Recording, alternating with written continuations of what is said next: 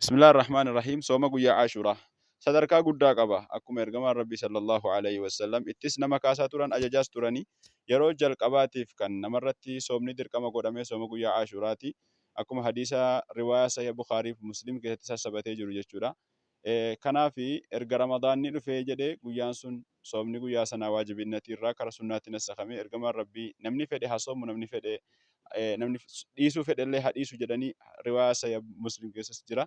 Akkasitti dabarsanii jechuudha. Soomni guyyaa Ashuraadha Rasuulli sallallahu alaihi wasallam sooma kana yoon qaqqabee bara dhufu yoon qaqqabee sagalis kudhanis nan soomaa jedhanii dubbatanii. Akkuma kanallee soomni guyyaa Ashuraa badii bara darbee namarraa haqa jechuuttiin hassabaa jedhan ergamaan Rabbii sallallahu alaihi wasallam.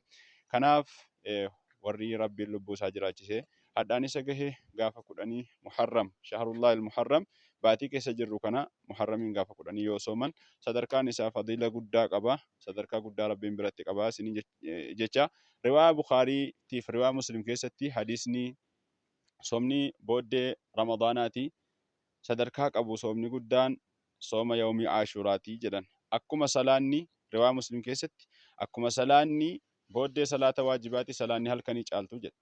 Salaanni caalaan salaataadha booddee salaata waajibaati salaata layliiti. Soomni booddee Ramadaanaa waajibaati sooma caalaa kan ta'e kan beekamu sooma yawmii Ashuraati. Wabillahi tawfiiq. Wassalaamu alaikum.